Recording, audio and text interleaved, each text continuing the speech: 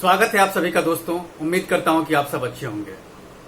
नेपाल के प्रधानमंत्री केपी शर्मा ओली का मानसिक संतुलन लगता है आजकल सही नहीं है। मैं ऐसा इसलिए कह रहा हूं क्योंकि प्रधानमंत्री केपी शर्मा ओली भारत के खिलाफ आजकल जिस तरह की बयानबाजी कर रहे हैं, जिस तरह की गतिविधियों को अंजाम दे रहे हैं, उससे तो कमोबेश कहीं न कहीं यही लगता है कि उनका मानसिक संतुलन सही नहीं है। और ऐसा लगता है जैसे कि नेपाल को केपी शर्मा ओली नहीं चला रहे हैं, बल्कि नेपाल को पर्दे के पीछे से चीन चला रहा है। चीन जिस तरह से गाइड कर रहा है, ठीक उसी तरह से केपी शर्मा ओली भारत के खिलाफ तमाम गतिविधियों को अंजाम दे रहे हैं।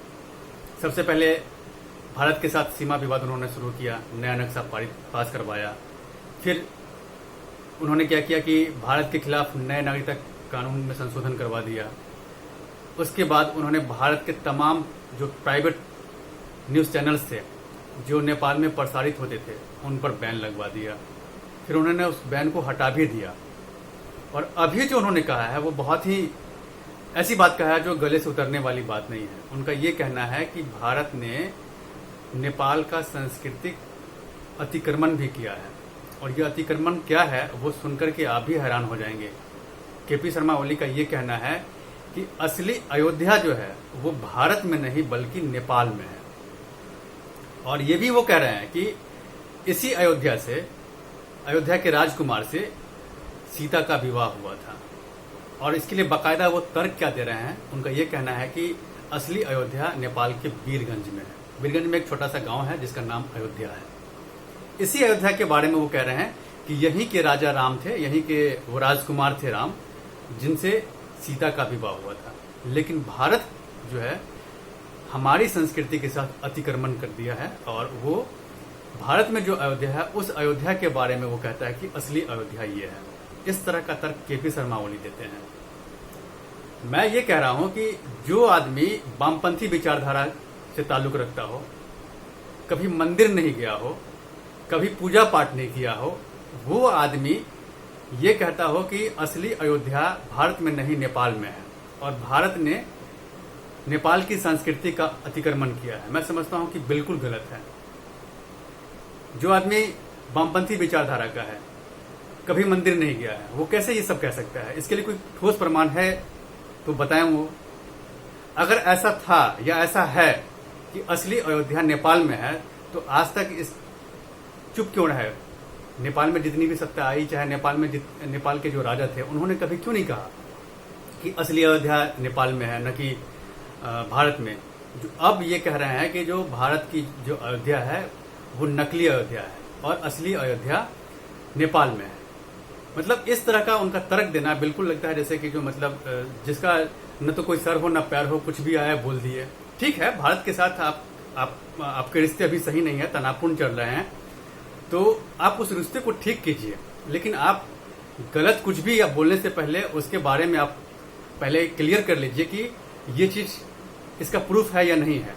यही चीज संसद में जब वो नया नक्शा पारित करवा रहे थे तब सरिता गिरी ने, जो वहां की सांसद है समाजवादी पार्टी की, उसने भी ये मुद्दा उठाया था कि आप तीन जो इलाके हैं, जिस इलाके के बारे में आप चर्चा कर रहे हैं कि ये तीनों इलाके नेपाल में है, इसे आप नए नक्शे में आप शामिल करके इसको पास करवा रहे हैं, तो आपके पास इसका कोई ठोस प्रूफ है? आपके पास इसका कोई ठोस प्रूफ नहीं है। तो आप जब नहीं है तो आप फिर इस नए नक्शे को क्यों पारित करवा रहे हैं इसमें? इसीलिए सरिता देवी को पार्टी से निकाल दिया गया, फिर उनकी संसद सदस्यता भी चली गई। तो सवाल ये उठता है कि अयोध्या के बारे में जो अभी उन्होंने बोल दिया, वो एक जिम्मेदार पद पे हैं, वो नेपाल के प्रधानमंत्री हैं। ऐसा नहीं है कि कोई गली का नेता है कुछ भी बोल दें। वो नेपाल के प्रधानमंत्री हैं, उनको कुछ बोलने से पहले 100 बार सोचना चाहिए कि वो क्या बोलने जा रहे हैं। अगर वाकई में उनके पास असली नेपाल का कोई प्रूफ है कि हाँ असली नेपाल जो है, असली अयोध्या का अगर कोई प्रूफ है कि हाँ असली अयोध्या जो है वो नेपाल के वीरगंज में है, तो उनको प्रूफ लाना चाहिए सामने में। सिर्फ ये जबानी कह देने से कि असली अयोध्या वीरगंज में है, नेपाल में है, और नकली अयोध्या भारत में है और भारत जो है सो नेपाल की संस्कृति का अतिक्रमण किया है, मुझे लगता है कि ये बिल्कुल भी गलत बात है। उनको इस तरह की बात बोलने से पहले 100 बार सोचना चाहिए। हालांकि इस नेपाल के प्रधानमंत्री ने जो प्रक्रिया दी है अभी, इस पर भारत की तरफ से किसी तरह की कोई प्रक्रिया आई नहीं है, हालांकि इसका इंतजार है। दूसरी तरफ मैं आपको ये भी बताना चाहूंगा कि कुछ दिनों पहले की ही बात है, जब नेपाल के प्रधानमंत्री ने नेपाल की सरकार की तरफ से ये भारत के तमाम प्राइवेट न्यूज चैनल्स को बंद कर दिया गया था, ये कह करके कि भारत के जो प्राइवेट न्यूज चैनल्स हैं वो नेपाल के प्रधानमंत्री का चरित्र हनन कर रहे हैं। नेपाल के प्रधानमंत्री और चीन के राजदूत के साथ जो क्लोज रिलेशंस हैं उसके बारे में लेकर के प्रोपेगेंडा कर रहे हैं, इसीलिए भारत के चैनल्स को बंद कर दे रहे हैं। लेकिन इसके पर्दे के पीछे की जो कहानी है वो कुछ और है। आज तमाम जो कुछ चैनल्स को छोड़ करके बाकी तमाम चैनल्स के ऊपर से बैन हटा लिया गया है, लेकिन बैन के पीछे का जो कारण है वो बिल्कुल अलग है। अगर आप जानेंगे तो आपको भी आश्चर्य होगा। दरअसल ये बैन चीन के इशारे पे किया गया था, और चीन के इशारे पे इसलिए किया गया था क्योंकि भारत और चीन के बीच जो पूर्वी लद्दाख में टेंशन शुरू हुआ और 15-16 जून की दरमियानी रात जो भारत के 20 सैनिक शहीद हो गए थे और चीन के भी करीब 40 सैनिक के मारे जाने की खबर थी। और सबसे बड़ी बात क्या थी कि जो नेपाल में भी चीन के बहुत सारे लोग रहते हैं, बहुत सारे नागरिक रहते हैं, और नेपाल में भारत के भी बहुत सारे जो मधेसी इलाके के जो लोग हैं उस सभी लोग भारत के चैनल्स को सब्सक्राइब कर रखे हैं। तो चीन ये नहीं चाहता था कि पूर्वी लद्दाख वाले बॉर्डर पे जो भी गतिविधियां हुई है भारत और चीन के बीच वो चीन के नागरिक नहीं जाने। अगर सच्चाई जान जाएंगे तो बवाल हो जाएगा। इसीलिए मतलब चीन के इशारे पे इस चैनल को, तमाम प्राइवेट चैनल्स को बंद किया गया, ताकि न प्राइवेट चैनल्स कोई देखेगा भारत का, न ही जो सो असली खबर जो है वो चीन के नागरिकों को मिलेगा। इसके साथ साथ नेपाल के नागरिकों को भी मिलेगा।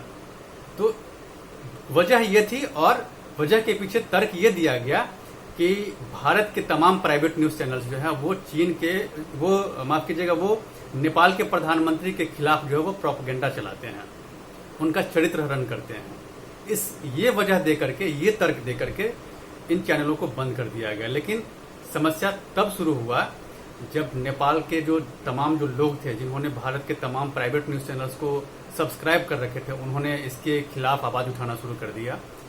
जैसे ही आवाज उठाना शुरू किया वैसे ही आनन फानन में नेपाल की सरकार ने एक बार फिर से उन तमाम चैनल्स को फिर से प्रसारण करने का आदेश दे दिया। हालांकि अभी भी 2-3 चैनल ऐसे हैं जिन पर बैन लगा दिया गया है, अभी बैन उससे हटा नहीं है।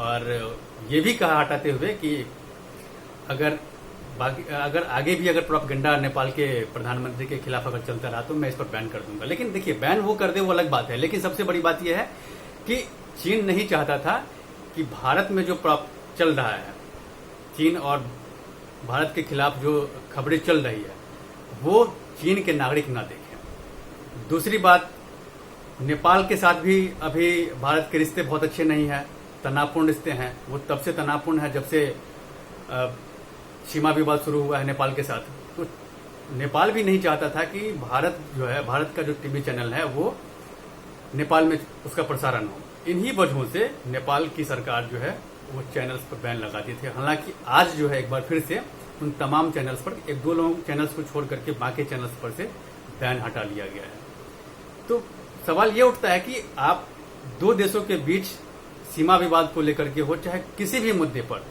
अगर कोई असहमति है तो इसके लिए कूटनीतिक चैनल है। कूटनीतिक चैनल के जरिए आप बात कर सकते हैं, बातचीत का समाधान कर सकते हैं। लेकिन अचानक से आप नक्शा पेश कर देते हैं, नया नक्शा बना लेते हैं, अचानक से आप मानवाधिकार में संशोधन कर देते हैं, ये नागरिकता कानून पर संशोधन कर लेते हैं, उसके बाद अचानक से आप टेलीविजन चैनल्स पर बैन लगा देते हैं। तो आपके पास जो भी विवाद है, मुझे लगता है कि दो देशों के बीच का विवाद है और दो देशों के बीच जो राजनीतिक स्तर है, जो चैनल्स हैं, उन चैनल्स के जरिए विवाद को सुलझाया जा सकता है। तो नेपाल बेसिकली क्या है कि नेपाल की जो सरकार है वो पूरा वामपंथियों की सरकार है और चीन के इशारे पे चल रही है और पूरी पकड़ है। इसलिए नेपाल को जिस तरह से चीन गाइड कर रहा है, ठीक उसी तरह से नेपाल भारत के खिलाफ अपने कदम उठा रहे हैं, जो भविष्य के लिए जो है नेपाल के लिए ठीक नहीं है। तो ये सारी जो खबरें हैं इन पर मेरी नज़र बनी हुई है। इसमें जो भी अपडेट्स होंगे वो मैं आपको बताऊंगा। अगर आपको मेरा ये वीडियो पसंद आए तो आप इसे लाइक करें, शेयर करें और सब्सक्राइब ज़रूर करें। धन्यवाद।